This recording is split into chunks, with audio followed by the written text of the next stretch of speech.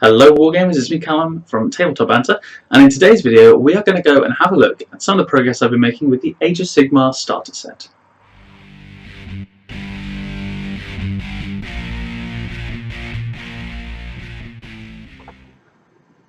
Here are the Liberators. So as I mentioned earlier, this is a video on my update for Age of Sigmar, and this is the second unit I finished, though I did my first model, which was a test model, using a Liberator, and then I went straight into the Lord on Dracoth because he looks awesome.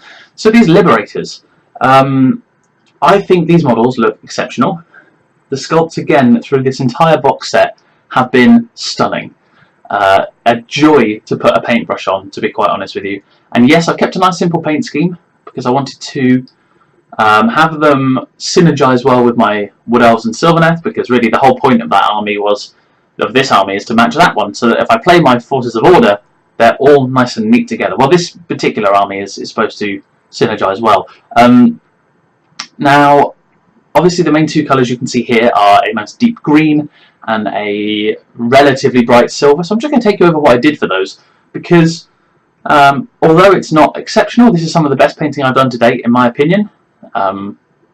Using washes properly, edge highlighting, dry brushing, making sure I've got multiple colour build-ups. Don't get me wrong, I can still improve, and I am working on improving, because I want my miniatures to be pretty. I want them to look nice. I want people to go, oh, that's really cool. You know, when you just lay them out on a table, and the person over the other side who you've never met before goes, oh, they look really nice.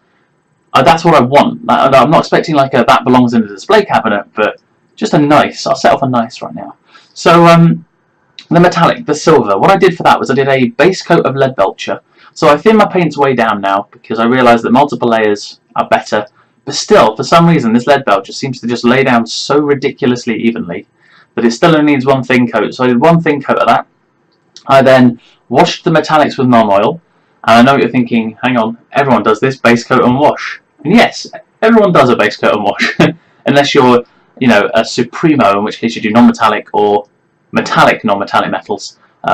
And then I came in with a dry brush of Ironbreaker. So that was basically a full armour dry brush, except obviously the non-oil and lead belcher sat in the recesses and provided an overall base tone. And I just kind of brought it up. I gave the shine back to the model using the Ironbreaker, because once you put the wash on, it goes very matte finish, and I wanted that real shine element to come through. So that's how I did it. I dry brushed in the Ironbreaker. To finish it off, I took Runefang Steel, all Citadel paints, just in case you're wondering. I took Runefang Steel, thinned it down again, and just did an edge highlight on some of the sharper edges and a couple of the bits here and there, just to sort of accentuate some of the ridges, like on the chest plate, for example, or over the shield, or the end of the hammer. So I tried to just bring them out a little bit more using that silver, that Runefang Steel, which is really quite bright silver. So that's how I did my metallic colours there. For the green, it was quite simple. It was Caliban Green for a start, which was just a base layer. I did two thin coats of that, and it covered quite nicely. My next task lay in finding the right highlight colour. So I mixed 2 parts of the one I just mentioned, Caliban Green, and 1 part of Moot Green, which is the really bright one. And I mixed those together, and it formed a mid-tone, I guess. And I then did an edge highlight over pretty much the entire edge almost. So on the sword, I wrapped all the way around. For the shoulder pads, I went all the way around. For the capes, I went all on the highlighted areas, like the high edges, and kept all the recesses. Hit those with a bit of black wash on the cape, just to add an extra little bit of contrast. Then I came in and I added basically another drop of Moot Green, so it was almost like a 50-50. Brought that up, did sort of 3/4, maybe 2/3 highlight. And then the last lot was another drop of Moot Green, so it was 2 Moot to 1 Caliban, and then I came in with a sort of last third kind of edge highlight, just to pick up a couple of the extra details here and there. And then I made a couple of errors when I was edge highlighting, and I was really annoyed at myself. So to fix it, I mixed up a Caliban Green glaze, effectively. It was really, really thin down, so it was 1 drop of paint, and there were 2 drops of thinner, maybe even 3, and it brought almost like a wash, but it meant that I could just delicately put this over some of the edges that had gone a bit awry, and it kind of softened them down a little bit. So hopefully that's come through on these minis okay, and hopefully you can see them all right. Everything else really was kind of just base coats and stuff. Obviously the bases match my Wood Elves because that's the whole synergy point. I want these armies to fight together side by side in the name of Sigma-ish. So yeah, I'm going to go and show you my Lord-Celestant on a Dracoff, and then I'm going to wrap this up.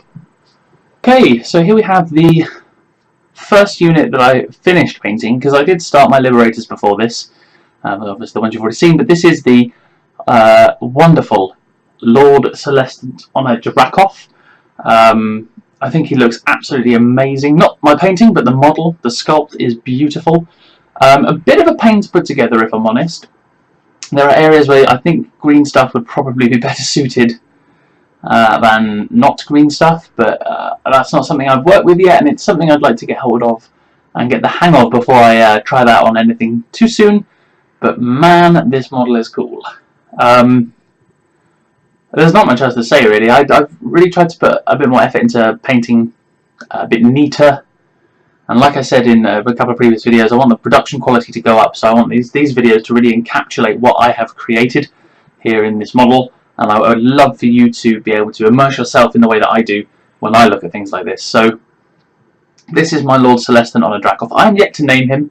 I'm going to do probably a fluff video on my chamber for the Stormcast Eternals, but a basic overview is they are known as the Forest Guardians because they help look after the Wood Elves. Basically, they have been stationed in the realm of life with one sole purpose: to protect the Sylvaneth and the Wood Elves, so that they can live on and eventually join forces with Sigma. This is a diplomatic unit basically, or chamber. So very simple paint scheme really.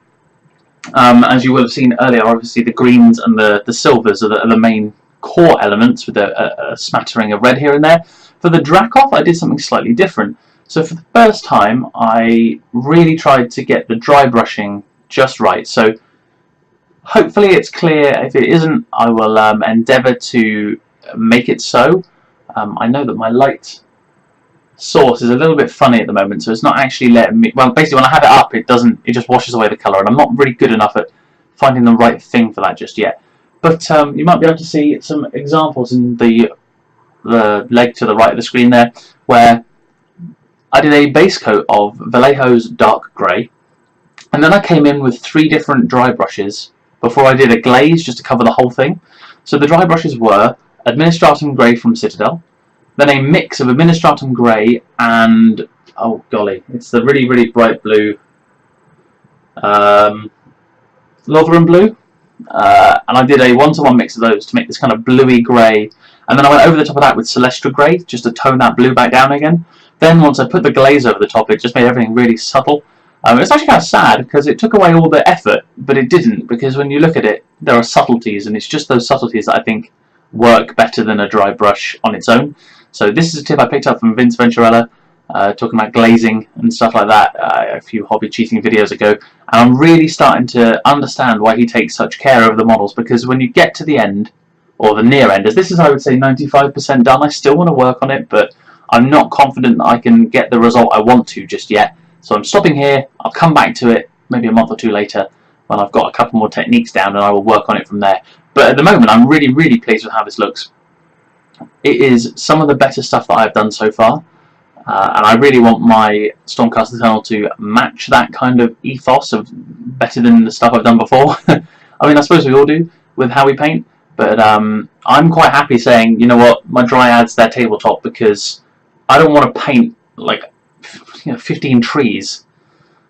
It's not something I enjoy as much as painting a character model or some cool units. Don't get me wrong, the Dryads look insanely cool, but you get a good effect through dry brushing and washing, whereas with this guy it's taken a little bit more than that.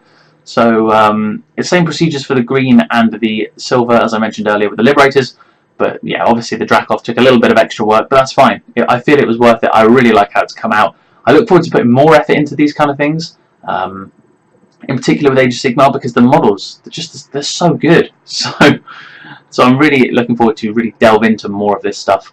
Anyway, that's it for this little update on what I've been up to in terms of Age of Sigmar bits. So thank you ever so much for watching. Don't forget to like and subscribe, leave your comments below, obviously. Let us know what you think. Are you interested in hearing a bit of the fluff behind this army? I'm probably going to do a video anyway, but it'd be interesting to see if you're interested. And of course, it's been me, Cameron from TabletopBanter. Don't forget, have fun.